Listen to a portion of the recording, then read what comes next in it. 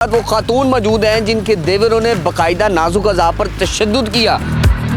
अगर आपने अपने हक का हिस्सा मांगा तो बाकायदा आपकी बीवी के ऊपर तशद्दुद किया जाएगा।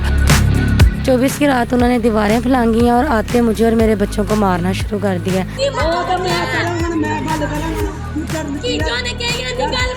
मेरे 2 देवर हैं, इरफान और नशरान, उनके साथ उनकी बीवियां मौजूद थी, साथ चाचा साथ थे। वो आते ही उन्होंने मुझे और मेरे बच्चों को मारा और मारपीट के दौरान ही मेरे कपड़े फाड़ दिए। मुझे नंगा जैसे वो मुझे दबोचते रहे, पकड़ते रहे, बगैर इखलाकी जगह पर मारते पीटते रहे। उसके बाद मेरी ब्रेस्ट को इन्होंने नोचा दबोचा बहुत बुरे तरीके से। हलमान वल हफीज़ इन्ना लिल्लाहि व इन्ना इलैहि राजिऊन। नाज़रीन व सामीन, लड़ाई झगड़ा सिर्फ यही था कि वो कहते थे हम आपको आपका हक नहीं देना चाहते, आप यहाँ से भाग जाओ। सलाम पाकिस्तान, मैं हूं आपका होस्ट मोहम्मद अशर और आप लोग देख रहे हैं सोशल पाकिस्तान। एक नई कहानी के साथ आपका मेज़बान हाजिर खिदमत है। नाज़रीन सामीन, इस वक्त मेरे साथ वो खातून मौजूद हैं जिनके देवरों ने बाकायदा नाजुक अज़ा पर तशद्दुद किया और इस कदर मारा पीटा कि नाज़रीन इनके जिस्म पे निशानात पड़ गए। इनके बेटे ने, जो कि इस वक्त कम उम्र नौजवान है नाज़रीन, उन्होंने बचाने की कोशिश की तो उसको भी मारा गया, पीटा गया।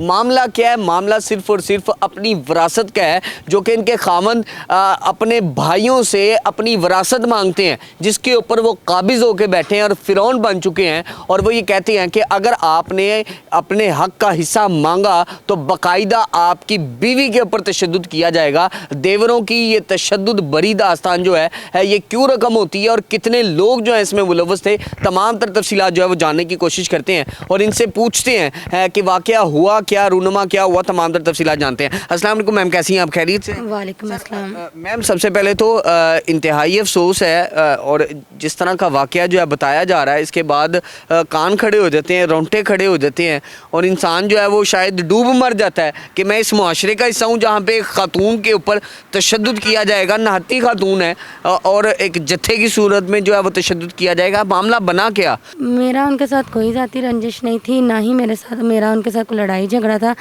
24 की रात उन्होंने दीवारें फैलांगी और आते मुझे और मेरे बच्चों को मारना शुरू कर दिया।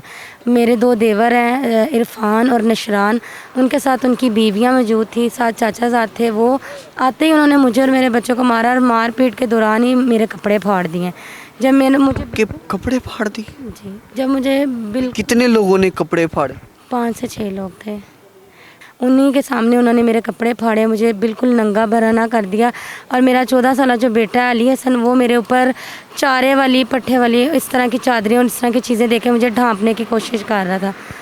उसको भी उस टाइम उन्होंने मारा पीटा, बहुत ज़्यादा उठा के उधर फेंक रहे थे कि हमने आज इसको मार देना है। ये आपके खामन के अपने सगे भाई हैं?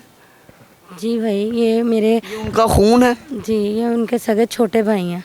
मेरे खामन बड़े हैं, ये उनके छोटे भाई हैं। और मेरा इनके साथ कोई कभी आज तक तला कलामी कोई इस तरह की बात मेरी इनकी हुई नहीं है, आमना सामना तक नहीं हुआ। बस अल्फाज नहीं है कि मैं आज तक भी दोबारा अपने बच्चे के साथ उन नज़रों में देख नहीं सकी कि मुझे नंगा जैसे वो मुझे दबोचते रहे, पकड़ते रहे, बगैर इखलाकी जगह पर मारते पीटते रहे कि मैं उनको ना तो उनको मना कर पाई और ना ही अपने बच्चे की आंखों में आंखें डाल के देख सकी कि वो मुझे उनसे किस तरीके से बचा रहा था। कि वो बच्चा था, वो तो इतना कुछ कर भी नहीं सकता।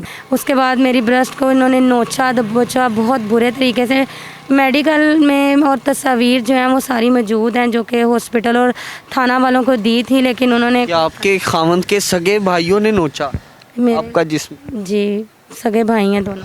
हलमान वल हफीज़ इन्ना लिल्लाहि व इन्ना इलैहि राजिऊन। नाज़रीन व सामीन, ये कैसी बेदरा रवि का शिकार है हम लोग। हम किस माशरे में रह रहे हैं? डूब के मर जाना चाहिए। ऐसे लोगों को जो है कानून जो है वो अपनी गिरफ्त में ले और इतनी सख्त इबरतनाक सज़ा दे कि इस तरह करने से पहले एक ख़ातून की इज़्ज़त को ऊपर हाथ डालने से पहले एक शख्स जो है वो 1000 बार सोचे।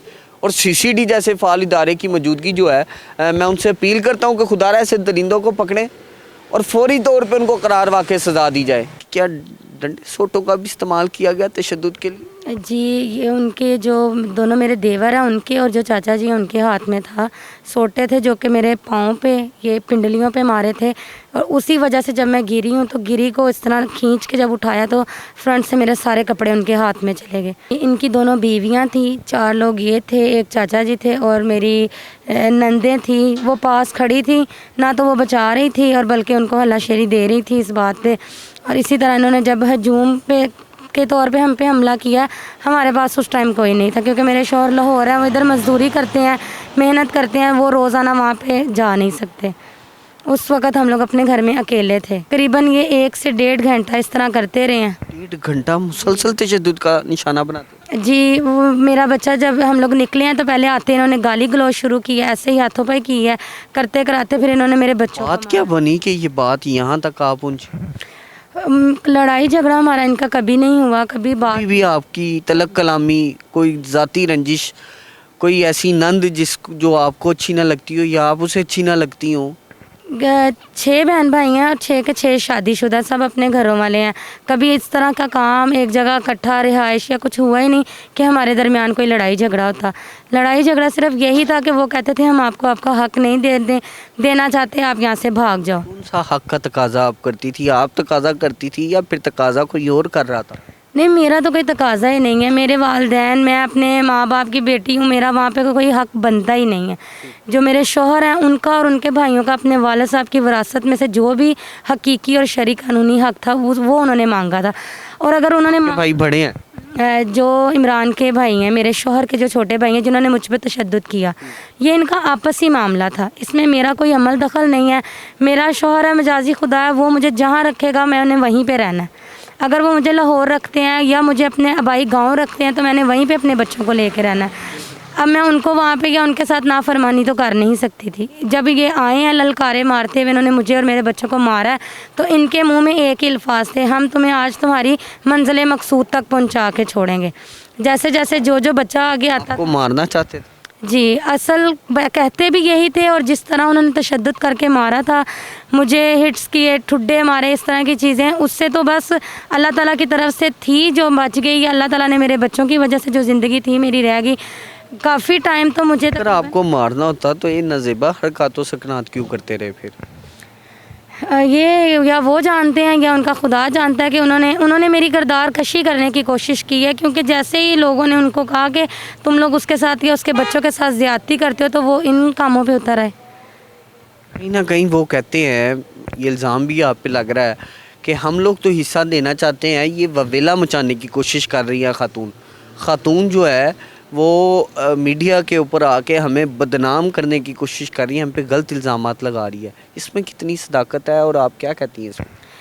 इसमें 1% भी सच्चाई नहीं है। जब उनको अब पता चला है कि अगर हमारे थाने में या सियासी बेस पे कोई नहीं सुनेगा तो वो आगे जाएगी। ज़ाहिर सी बात है, मैंने अपने हक़ के लिए, इंसाफ के लिए आगे तक जाना है। सीएम मरियम नवाज़ साहिबा तक भी जाना है।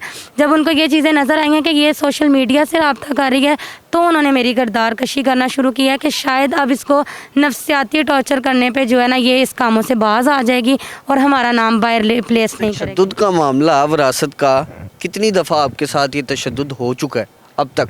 ये उन्होंने जो मुझे आके घर मारा है वो ये 3री बार किया उन्होंने। 3री बार मारा गया? आपने कोई कंप्लेन फॉरवर्ड नहीं की, कोई दरख्वास्त नहीं दी, किसी कानून का सहारा नहीं लिया, आप मार खाती रही खामोशी से? नहीं, मैंने 3 ही दफ़ा 15 पे कॉलें की हैं, 15 पे कॉलें भी की हैं, एप्लीकेशन भी ज़फ़रवाल थाने में दर्ज करवाई है जिसका कोई रद्द-ए-अमल नहीं हुआ। तो ये बताएं, आपकी जो शादी है उसको कितना अरसा बीत चुका है, कितने बच्चे हैं अभी? अब मेरी शादी को 14 साल हो गए हैं और मेरे 4 बच्चे हैं, 2 बेटियां 2 बेटे।